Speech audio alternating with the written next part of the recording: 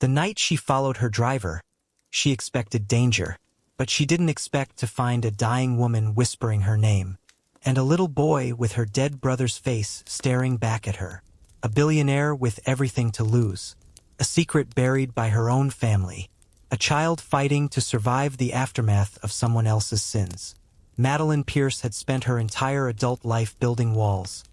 Beautiful, expensive, impenetrable walls.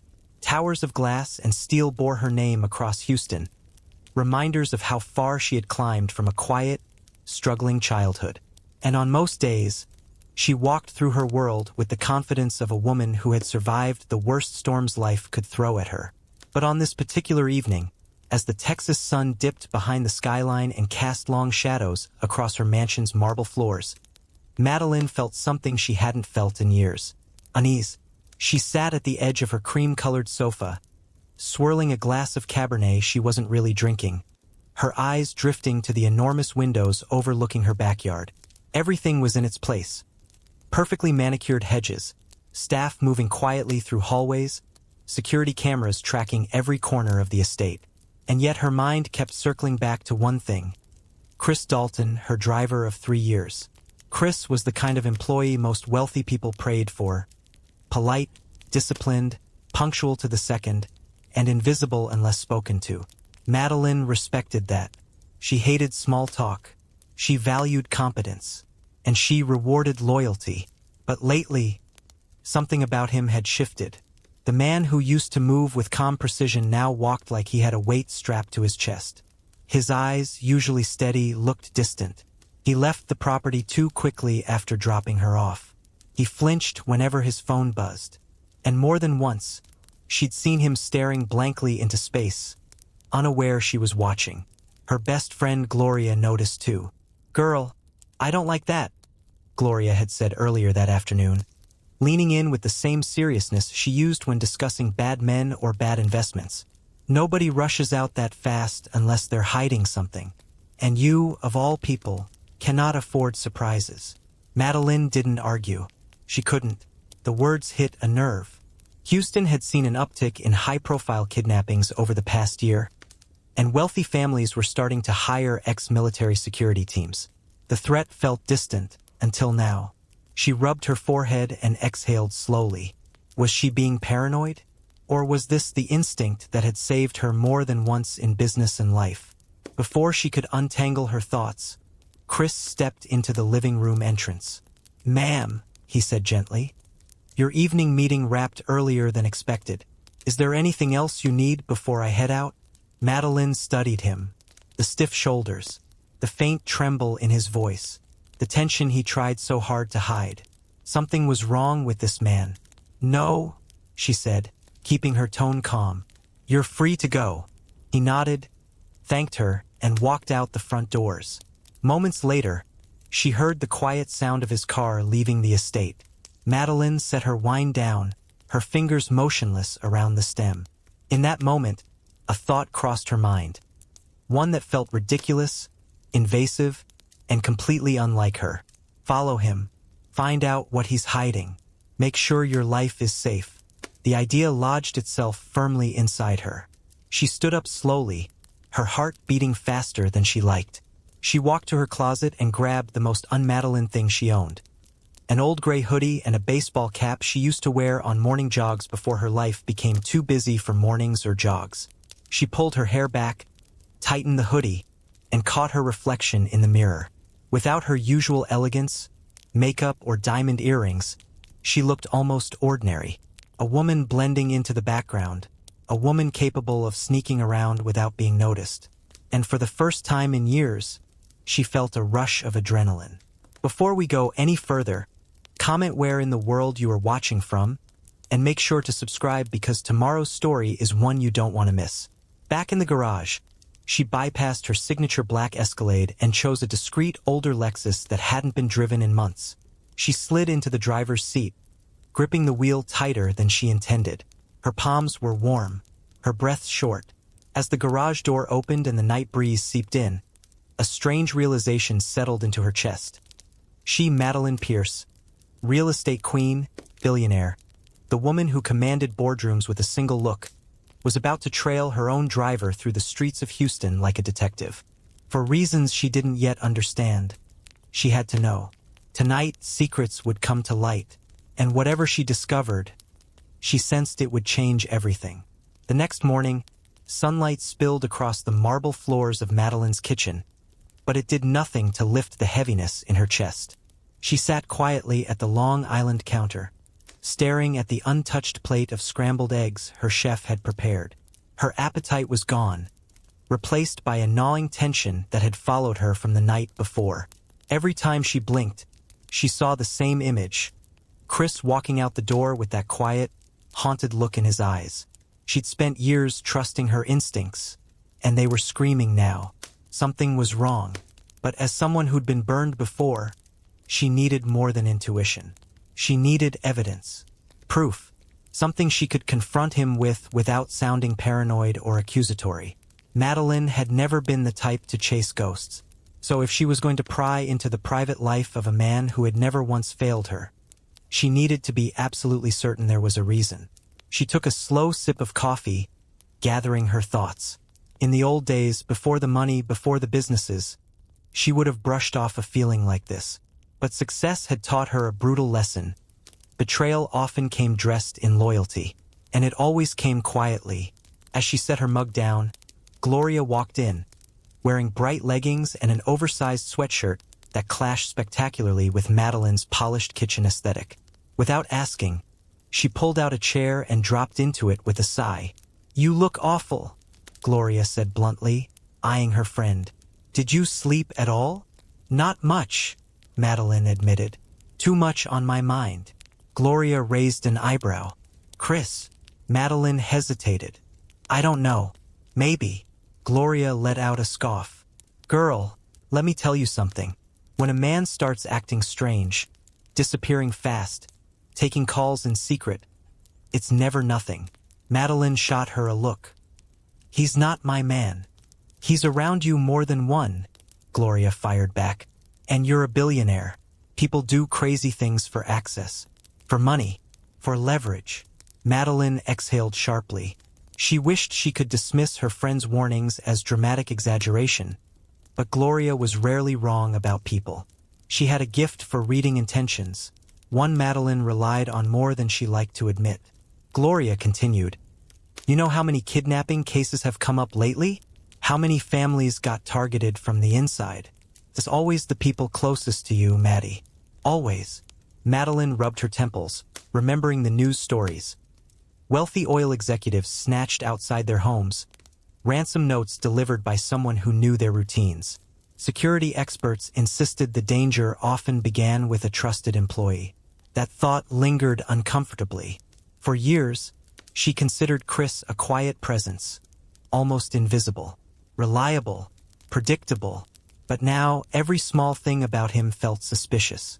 How quickly he left the estate once she stepped inside. The way he tightened his shoulders when his phone buzzed. How he avoided talking about his personal life with the kind of intensity usually reserved for fugitives. And then there was the moment last week, one she hadn't told Gloria about.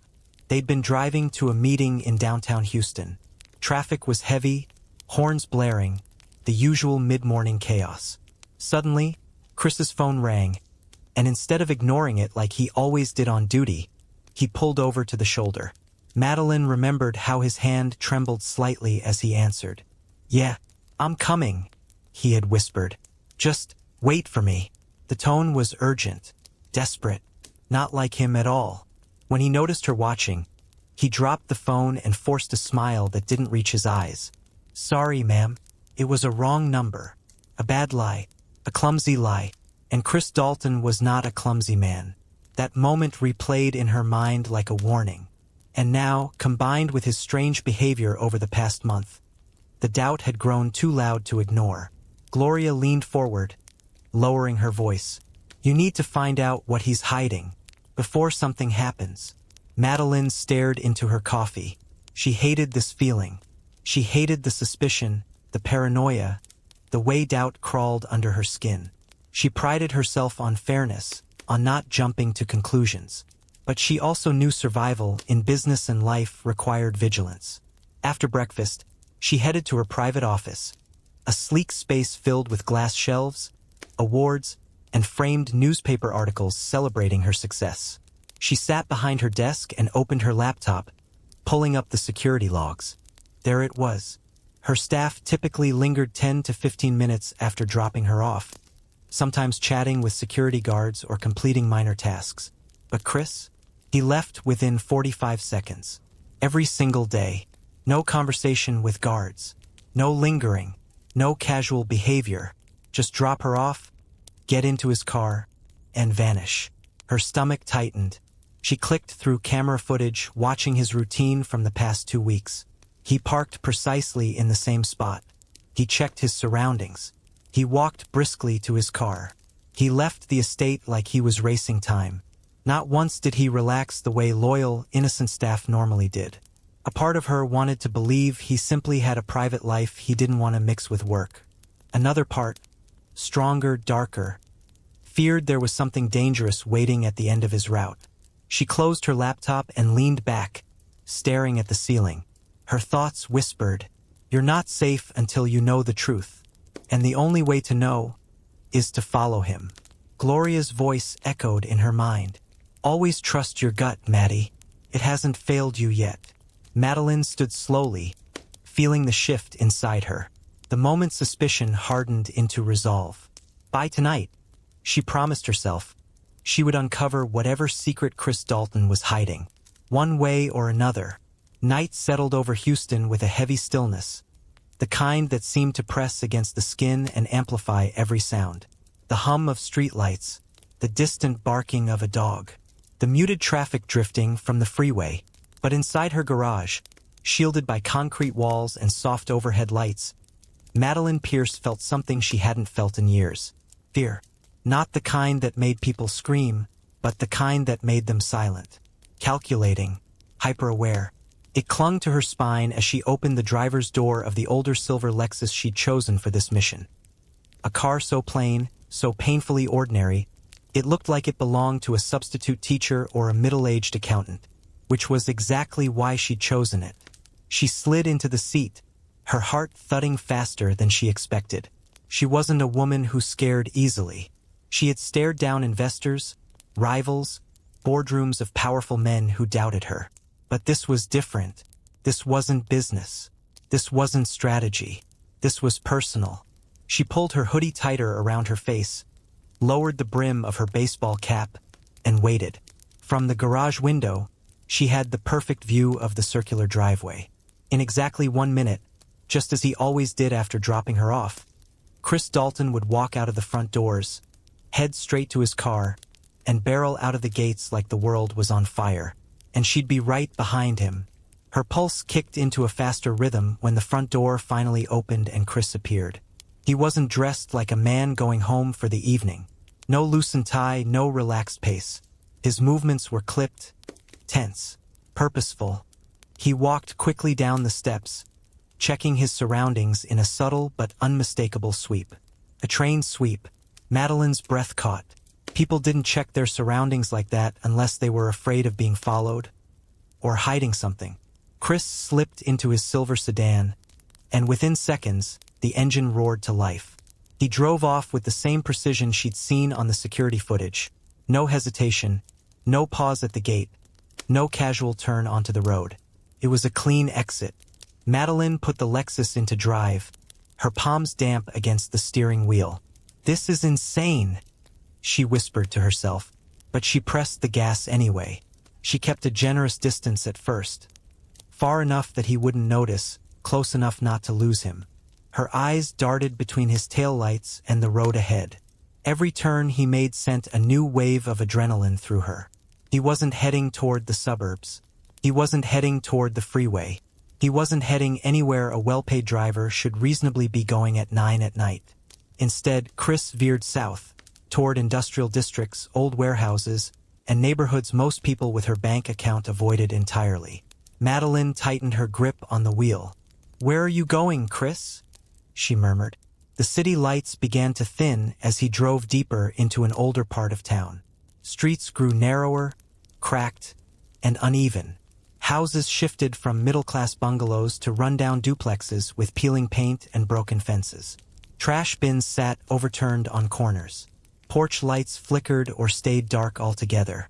This was not the kind of place where someone like Chris would casually spend his evenings, unless he had no other choice. Madeline's anxiety twisted into dread. Was he buying drugs? Involved with dangerous people? Or worse, being forced into something? Every possibility made her heart pound harder. They drove for another 10 minutes until his sedan finally turned onto a dim side street lined with aging houses and uncut lawns. Madeline slowed to a crawl, her eyes glued to him. He pulled up beside a sagging wooden fence, killed his headlights, and stepped out quickly, glancing over his shoulder as if expecting someone to see. He didn't see her. He moved fast, slipping through the fence and approaching a small house that looked as if it had been standing out of pure stubbornness. The porch sagged. The paint was sun-bleached and peeling. A single window glowed faintly, its curtains too thin to hide the shadows moving inside.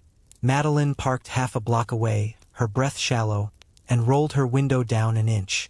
The night air was cooler here, sharp with the smell of damp wood and distant car exhaust. She could hear the low rumble of nearby traffic, but nothing else. Her instincts screamed that crossing this line, following him into the house, was too dangerous. She wasn't reckless. She wasn't a detective. She was a billionaire sitting alone in an unfamiliar neighborhood in a hoodie like she was starring in a bad reality show. But she also wasn't a coward. She stepped out of the car, closed the door silently, and walked toward the house, keeping to the shadows. Her footsteps were careful, controlled, but her heart hammered against her ribs as she approached the cracked window. Inside, the light flickered, a weak, struggling bulb. Through the broken edges of the window frame, she saw movement. Chris. He was kneeling beside a frail older woman lying on a thin mattress. He adjusted her blanket, placed a glass of water by her hand, and whispered something she couldn't hear. Madeline blinked in confusion. This was not what she expected. But before she could process what she was seeing, a small figure darted into the room. A little boy, no older than 7, wearing an oversized t-shirt and holding a plastic dinosaur. He ran straight into Chris's arms with a delighted squeal. And then Madeline froze. Her knees nearly buckled. Because the moment the boy's face turned toward the light, the moment she saw the shape of his eyes, his cheekbones, the unmistakable pierced chin, a chill sliced straight through her. He was the mirror of someone she knew, someone she'd lost, someone she never expected to see reflected in a child. Her late brother, Owen Pierce. Madeline pressed a hand to her mouth, tears burning hot in her eyes. What is this?" she whispered, shaking. Everything she thought she knew was unraveling, and she understood with horrifying clarity. She had followed Chris to uncover a threat. Instead, she had uncovered a truth that would shatter everything.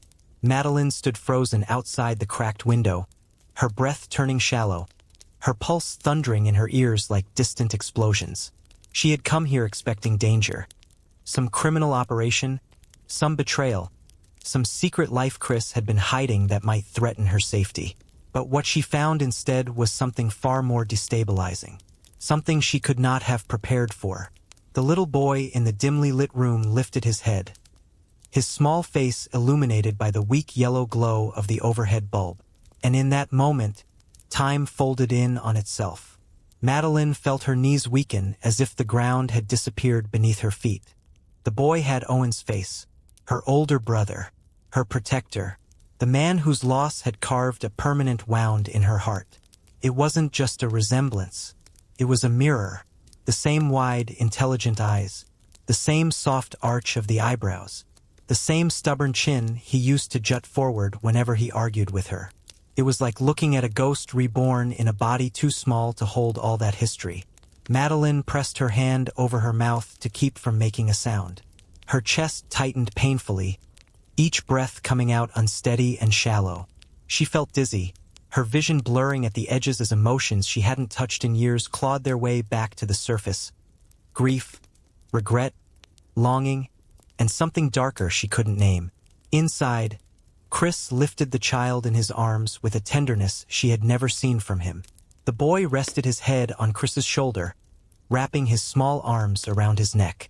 Chris kissed the top of the boy's head gently, whispering something that made the child giggle softly. It was the kind of affection that came from years, not days. It was the affection of a guardian, a father figure, someone who had chosen to stay. Madeline couldn't move, couldn't breathe, couldn't comprehend. Her mind raced. Is he Owen's son? Why didn't I know? Who is that woman inside? What does Chris have to do with this? 100 questions collided at once, none of them forming a clear answer. The older woman on the mattress coughed, her thin body trembling.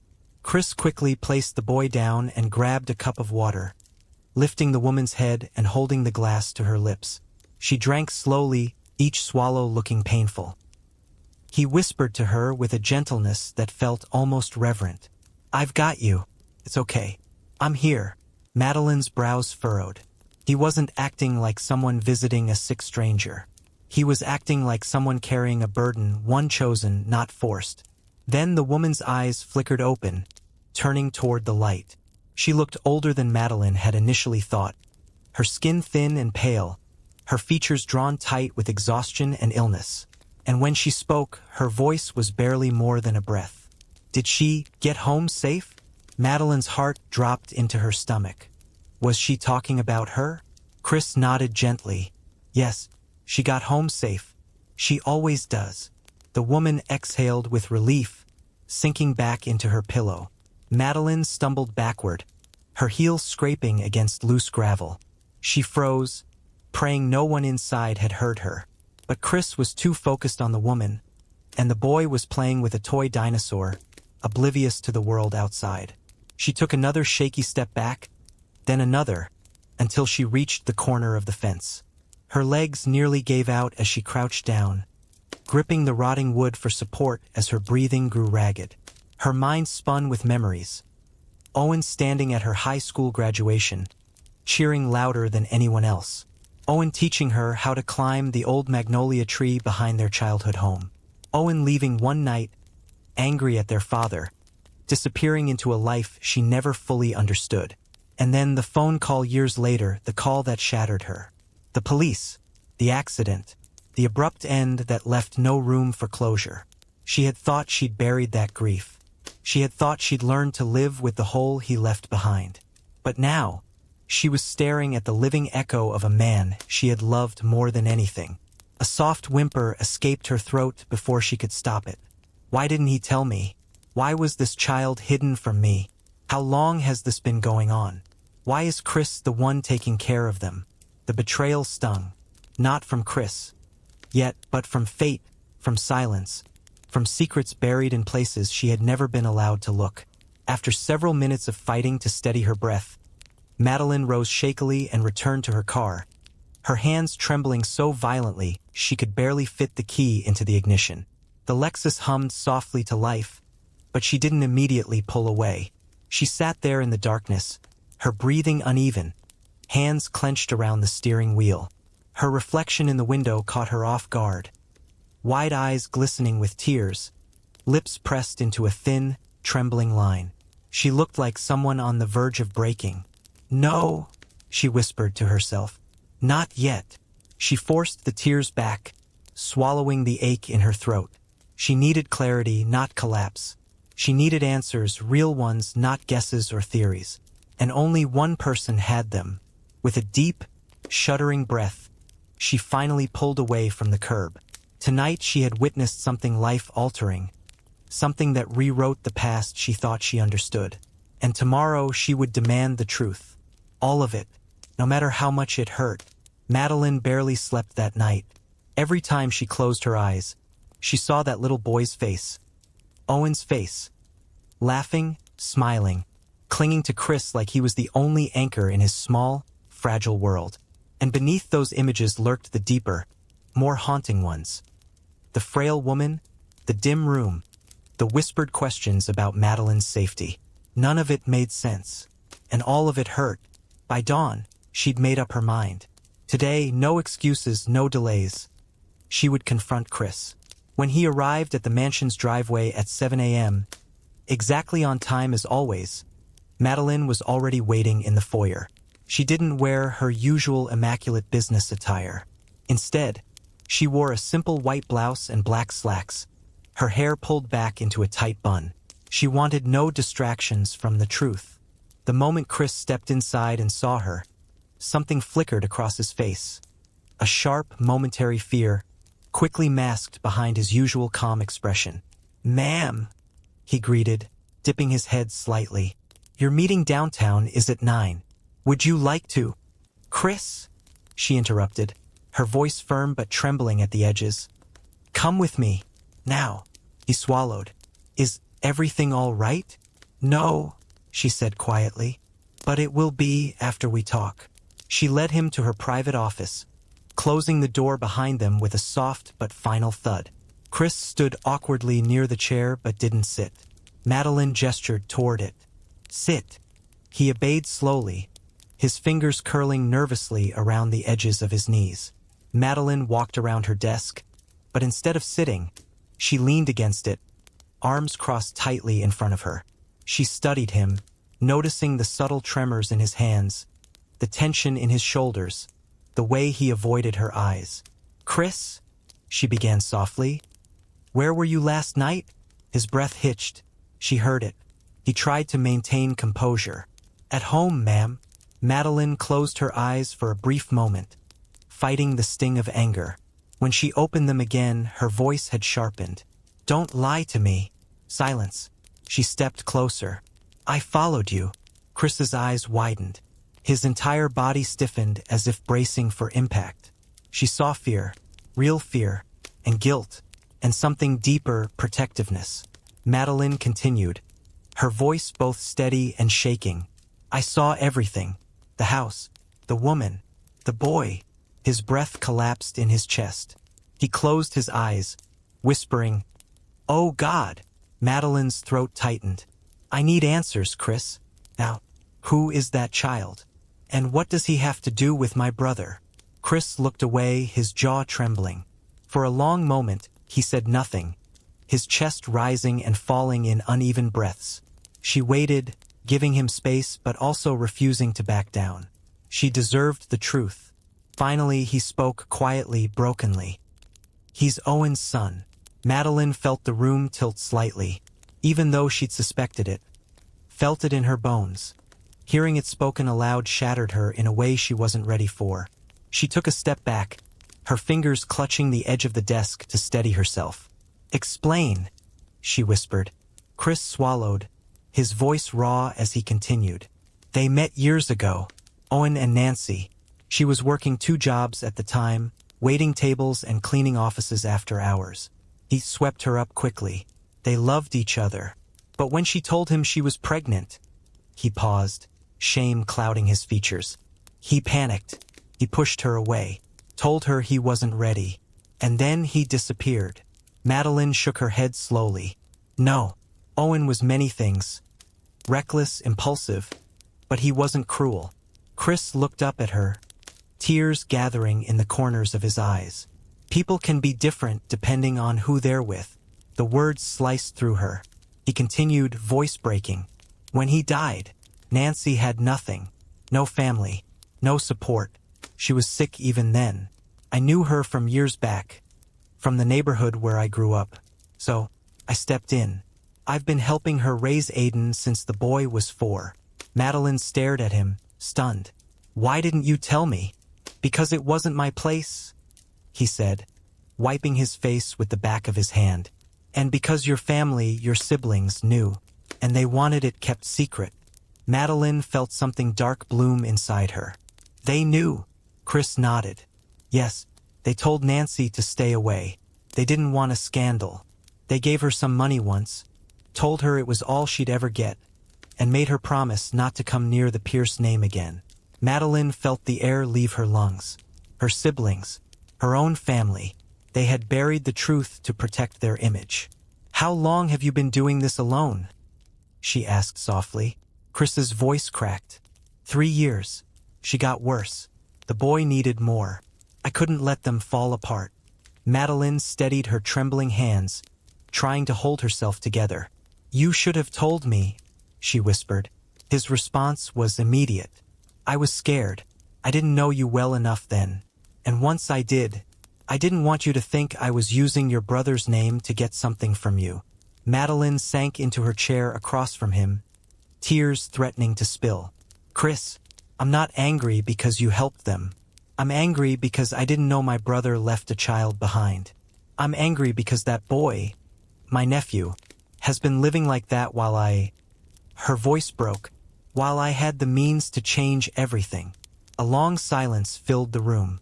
Finally, Chris whispered, "What do you want to do now?" Madeline looked up, her eyes steady, her voice iron. "I want the truth. All of it. Every detail. Every moment. And after that," she inhaled deeply, "I'm going to meet my nephew." Madeline had always thought the Pierce family legacy was something solid, flawed, yes, but rooted in some kind of shared pride. She had always imagined that beneath the sharp words and cold holiday dinners, there was at least a foundation of loyalty. But as she drove to the Pierce family townhouse that afternoon, her heart heavy with the truth Chris had confessed, she realized how naive that belief had been. The townhouse sat in one of Houston's historic districts, a 3-story brick building her father had purchased decades earlier. Its perfectly trimmed hedges and pristine porch contrasted sharply with the house she'd seen the night before. One built on wealth. One built on survival. As Madeline walked up the steps, she rehearsed what she needed to say. She didn't expect hugs or sympathy, but she did expect honesty. Inside, the townhouse smelled like lemon polish and old money. Her older sister, Evelyn, sat at the dining table sorting through documents. Her younger brother, Marcus, hovered near the bar cart, swirling amber whiskey in a crystal glass. Evelyn glanced up. "Maddie, you didn't call." Marcus's eyebrows rose. "You look tense." "Good," Madeline said, closing the door behind her. "Because we need to talk." Evelyn sighed. "If this is about the quarterly board briefing, it's about Owen," Madeline interrupted, her voice sharp as broken glass. The room fell into immediate stillness. Marcus set his glass down slowly. Evelyn's expression tightened, but she masked it with a practiced calm. "What about him?" Evelyn asked. Madeline took a deep breath, gathering every ounce of strength she had left. "He has a son." Neither sibling looked surprised. Madeline's stomach dropped. "You knew?" she whispered, a tremor in her voice. Marcus exhaled loudly, rubbing his temple. "Madeline, this doesn't concern you." "Doesn't concern me?" she repeated, anger flaring like a sudden spark. "You're telling me my brother's child, my nephew, doesn't concern me?" Evelyn set down her pen with deliberate precision, folding her hands. "We handled it," she said. Madeline stared at her. "Handled? Is that what you call paying a sick woman to disappear?" Evelyn's jaw tightened. "We protected the family name." Madeline felt something inside her crack. She stepped closer, her voice shaking with disbelief. "You protected the name? You buried a child, a human being. You ignored him. You let him grow up in poverty while we sit here in a townhouse worth millions." Marcus scoffed. "Don't exaggerate. It wasn't our responsibility." Madeline's voice turned cold. "It wasn't Nancy's responsibility to raise my brother's son alone either." Evelyn's composure finally slipped. "Owen made his choices, bad choices, and we weren't going to let those choices destroy the family reputation." Madeline's breath caught. Not because her sister's words were harsh. Evelyn was always harsh, but because they were heartless. "He's a child," Madeline whispered. "An innocent child." Marcus rolled his eyes. "Here we go with the emotional crusade. Maddie, you're being dramatic. The kid is, what, 8? He's fine." "He's not fine," she snapped. "His mother is dying. He lives in a rundown house in a dangerous neighborhood. And the only reason he's gotten by this long is because Chris stepped in when we didn't." The siblings exchanged a look. A knowing, dismissive look that made her blood boil. Evelyn tilted her head. "Is that why you're so upset?" "Because our driver overstepped." Madeline's fists curled. He did what we should have done. Marcus poured himself another drink. This is exactly why we didn't tell you. You let your emotions cloud your judgment. You always have. Madeline took a step forward, her voice dropping to a dangerous whisper. And you let greed cloud yours. For the first time, Evelyn's expression flickered with offense. How dare you? No, Madeline said firmly. How dare you? How dare you treat a child, our blood, as a stain to be hidden? How dare you choose your reputation over humanity? Evelyn stood abruptly, her chair scraping against the hardwood. Don't be dramatic. It was a simple decision. Nancy wanted money, we gave her money. She kept quiet. End of story. Madeline shook her head slowly, tears of fury burning behind her eyes. That's not the end. That's the beginning of a tragedy we created. Marcus shrugged. Well, it's too late now. The woman's sick. There isn't much to be done. Madeline inhaled sharply. There's everything to be done. That boy deserves a family. And I intend to be that family. The room fell silent, weighted by disbelief. Evelyn scoffed. You? You're going to take him? Bring him into your life? Into the company? Into the press? You'll destroy everything we've built. Madeline stepped closer until she stood inches from her sister. No, Evelyn. I'll save it. Marcus laughed under his breath. You're insane. Madeline didn't blink. I'm done letting this family bury the truth to protect an image I no longer respect. Her voice softened with something dangerous. Resolve. I'm going to see him. I'm going to help him. And if you don't like it, that's not my problem anymore. Evelyn folded her arms. If you do this, if you put our name in the press, we won't stand by you. Madeline met her gaze without hesitation. You haven't stood by me in 15 years. This changes nothing. Marcus muttered. You're going to regret this. Madeline turned toward the door. No, she said quietly. You will. As she stepped outside, the weight of the confrontation pressed down on her chest. But beneath it was something new, something steady, conviction. For years, she had been part of a family built on silence, on avoidance, on the appearance of perfection. Not anymore. She walked to her car with a single, unwavering mission taking shape inside her. She would not abandon that child. Not like Owen did. Not like her siblings did. Not like her family taught her to. For the first time in years, she knew exactly who she needed to be, and she would not back down. The sky over Houston had darkened by the time Madeline reached the small house again. The street seemed even quieter than before, as if the world itself was bracing for something. As she stepped out of her car, the humid night air wrapped around her, heavy with the kind of tension that always precedes heartbreak. She approached the fragile wooden fence with hesitant steps. The house looked weaker than she remembered. Its peeling paint, sagging porch, and flickering light inside felt less like neglect and more like a soul running out of strength. This time, she didn't hide. She knocked softly, her breath catching in her throat. Chris opened the door. For the first time since she'd known him, he looked small. Not physically, but emotionally. His face drawn, his eyes red, shoulders slumped like a man carrying the weight of two worlds. When he saw her, he didn't speak. He simply stepped aside. Madeline entered the house, her heart twisting at the sight inside. The air smelled faintly of rubbing alcohol, old furniture, and something bitter, the scent of someone nearing their final hours. The boy, Aiden, sat curled in a small chair, clutching a frayed blanket. His big brown eyes lifted slowly, fear and confusion swirling in them. Madeline knelt in front of him. "Hi," she whispered gently. I'm Madeline." He didn't speak, but his eyes stayed on her, studying her face, recognizing pieces of himself in her features. The resemblance between him and Owen hit her all over again. "Is my mom gonna be okay?"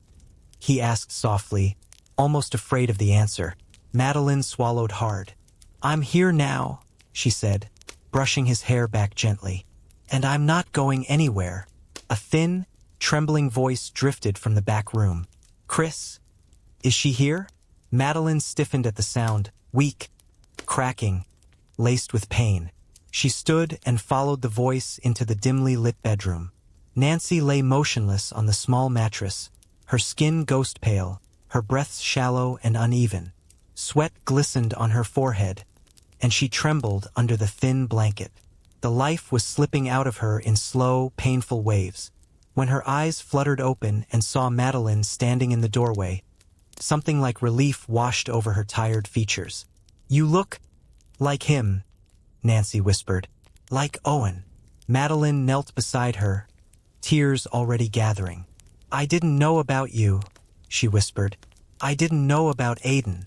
Nancy smiled faintly, a fragile, fading smile. "I know," she said. "Your family made sure of that." The words stung more than any slap.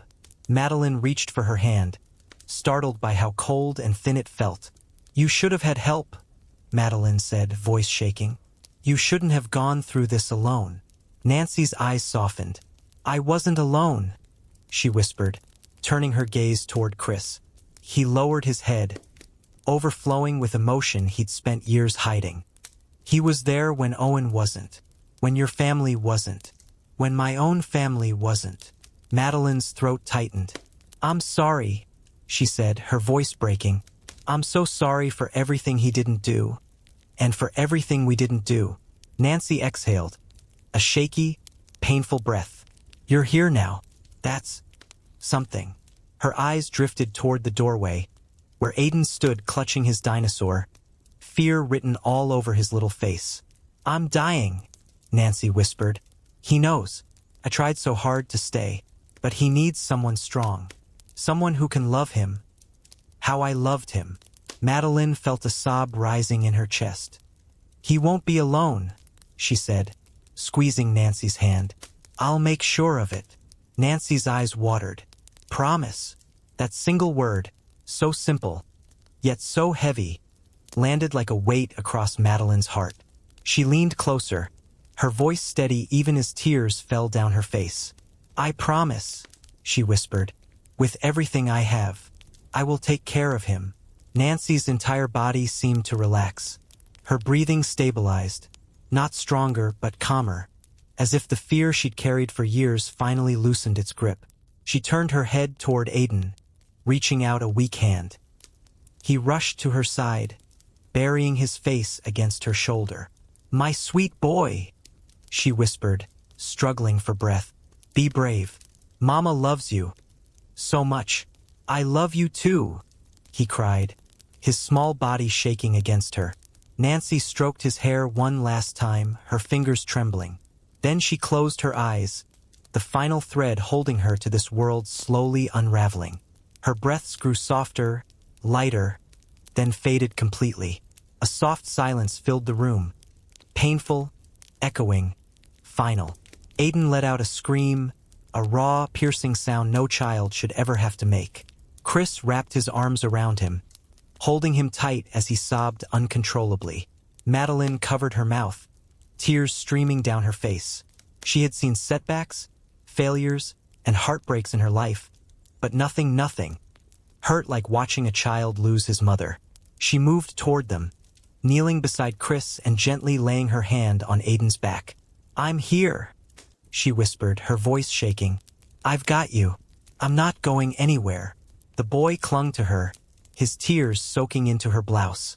She wrapped her arms around him, holding him with a protectiveness she didn't know she was capable of. At that moment, she wasn't a billionaire. She wasn't a businesswoman. She wasn't a Pierce. She was simply someone who saw pain and chose to stay. As Chris wiped his eyes and looked at her with profound gratitude, Madeline held Aiden closer, whispering again, "I promised your mother I would take care of you, and I will, for the rest of my life." And in that small, broken room, surrounded by loss, something new began to take shape inside her. A fierce, unshakable purpose. She had failed Owen. She had failed Nancy. But she would not fail this child. Not now. Not ever. The days following Nancy's passing unfolded like a storm, loud, chaotic, and merciless. For Aiden, grief clung to him like a second skin, shadowing every step he took.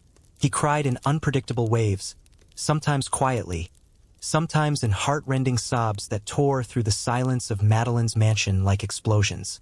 And Madeline stayed with him through every one of them, holding him, comforting him, whispering soothing words even when her own voice shook. But the world outside did not mourn with them. The world smelled blood. It began with a single leaked photo. Someone, no doubt one of her siblings, had tipped off a local gossip site, which ran a story titled, "Billionaire Madeline Pierce Involved in Secret Child Scandal." By the next morning, national outlets had jumped in. Hidden heir. Driver manipulates Pierce family? Mystery child linked to late Owen Pierce. Every headline twisted the truth, warping her intentions into something ugly. Chris became the media's primary target. Reporters labeled him a manipulator, a con artist, a man exploiting a wealthy woman with a tragic family story. They painted him as someone who engineered the entire situation to gain access to the Pierce empire. Madeline was furious. She paced her living room with her phone in hand, scrolling through comment after comment, some calling her compassionate, but most calling her delusional. But the worst came from her own family. Evelyn and Marcus released a statement. "We are deeply concerned about Madeline's emotional state and her recent decisions. We ask the public to respect our family's privacy as we address this unfortunate incident internally." Unfortunate incident. As if a child's life was a PR problem. Madeline nearly crushed her phone. Chris, meanwhile, avoided the news, but she saw the toll it took on him, the hesitation in his steps, the way he lowered his gaze, the guilt embedded in his voice. On the fourth day, she found him quietly packing his things in the staff quarters. "What are you doing?" she demanded. Chris looked up, startled.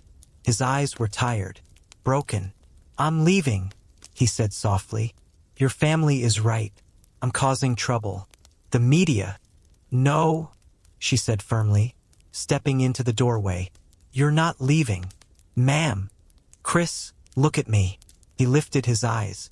"You are not the problem," she said, her voice steady. "You are the only reason that boy survived as long as he did. You honored my brother in a way he never honored himself. You gave Nancy dignity. You gave Aiden love. And you're not walking out on him now. Not while he needs stability." Chris inhaled shakily. "But you're risking everything. Your reputation, your business. Reputations can be rebuilt," she said. "Lives cannot." He fell silent, emotion swelling in his throat. Madeline placed a hand on his shoulder. "You saved Aiden. Now let me save him too." Later that night, she met with her attorneys. The adoption process wouldn't be smooth. Nothing with the Pierce family ever was. Because the moment the lawyers filed the preliminary guardianship documents, her siblings launched their counterattack. A cease and desist letter, a formal objection, a claim that Madeline was being emotionally manipulated into irrational decisions. Her attorneys warned her, this could get ugly. They're claiming the adoption would damage the Pierce legacy. Madeline gave a humorless laugh. The Pierce legacy was damaged long before this child was born. The next morning, paparazzi camped outside her gates. Reporters yelled accusations through megaphones. Drones hovered above her roof until security forced them down. Aiden clung to her leg, frightened by the shouting outside, the flashing cameras, the chaos. Madeline knelt in front of him, cupping his small cheeks in her hands.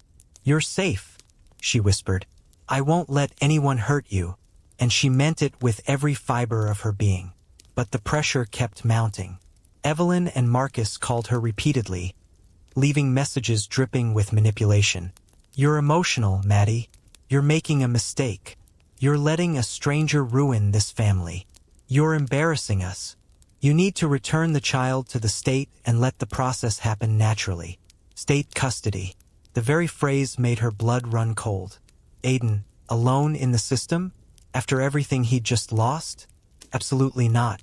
When her siblings arrived unannounced one afternoon, pounding on her door, demanding to fix this as a family, Madeline snapped.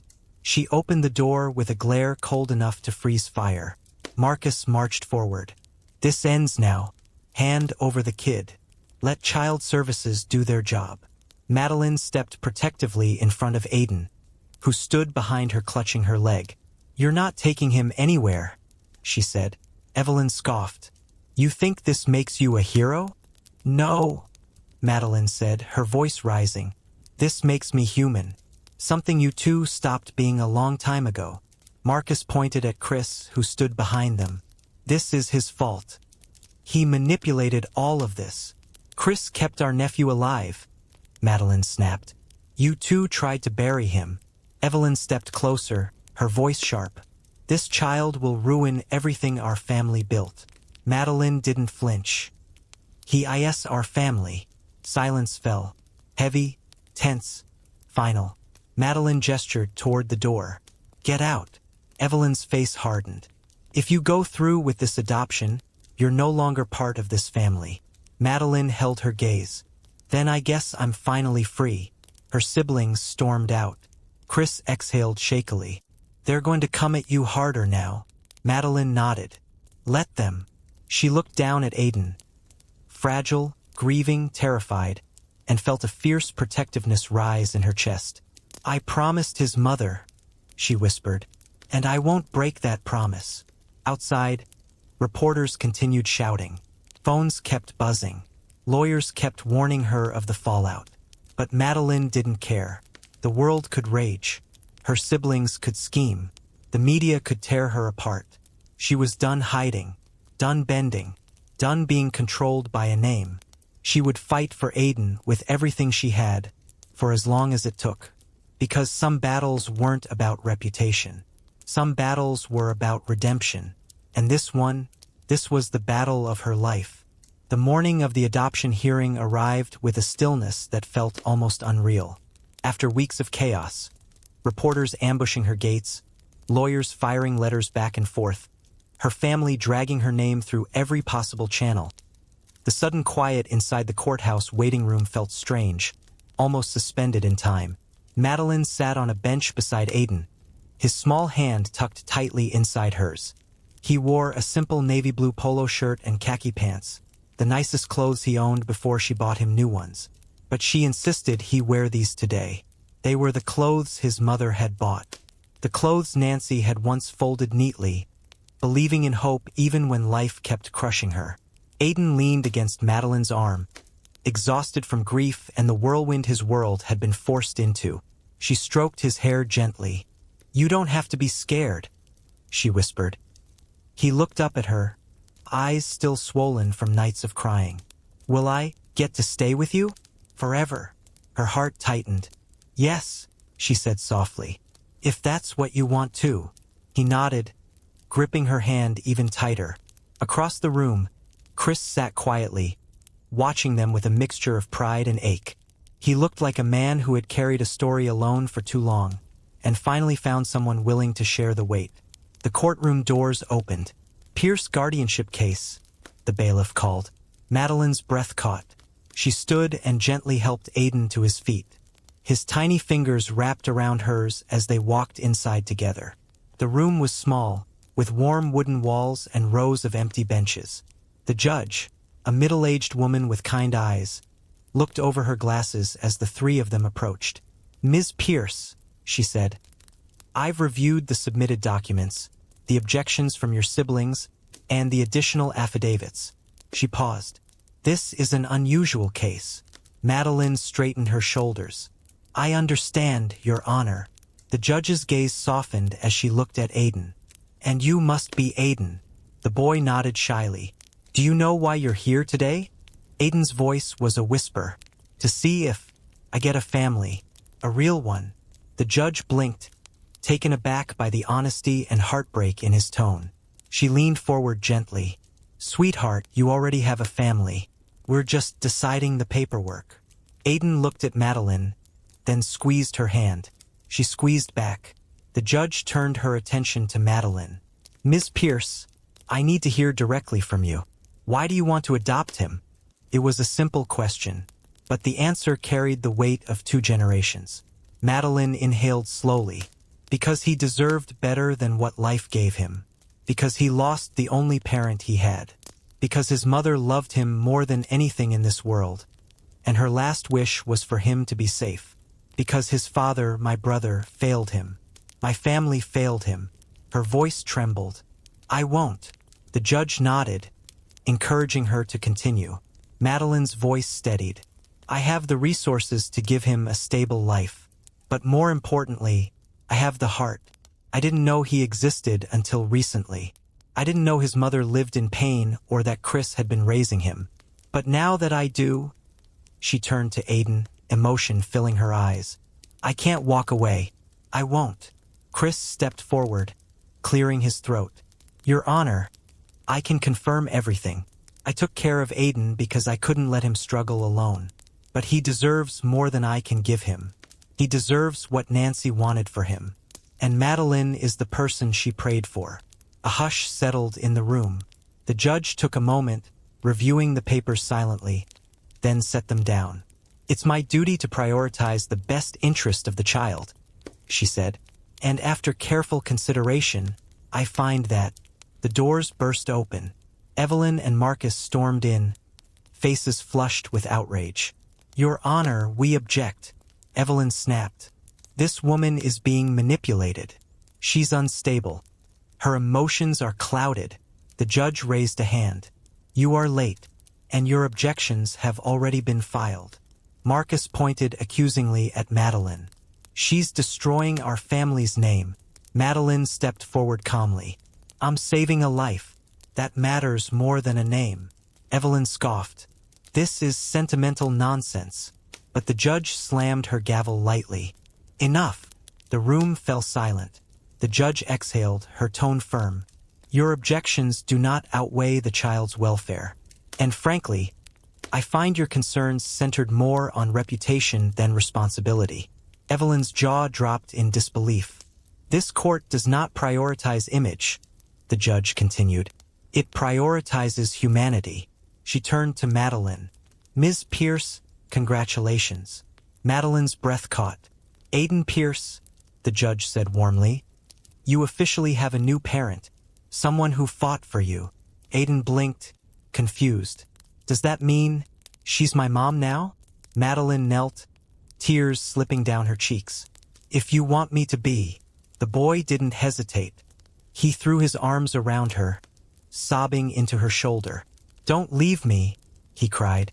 Never, she whispered fiercely, wrapping him in the safest embrace he had ever known. Not in a million lifetimes. Behind them, Chris wiped his eyes discreetly, relief softening his entire posture. Madeline lifted Aiden into her arms as if he were weightless. For the first time since Nancy's passing, his body relaxed, not from exhaustion, but from pure, uncomplicated trust. As they walked out of the courtroom together, her siblings stood frozen, their power over her dissolving in real time. She didn't even glance their way. Outside, sunlight bathed the steps of the courthouse. The storm was gone, replaced by something clear and warm and full of promise. Aiden looked up at her. What happens now? Madeline smiled, genuine, tender, full of a love she never expected to find. Now, she said, brushing a tear from his cheek, now we build a life, one we both deserve. She took a deep breath, steady, peaceful, whole. For the first time in years, she wasn't running from her past. She was stepping into her future, hand in hand with the child who would redefine everything she thought she knew about love, sacrifice, and redemption.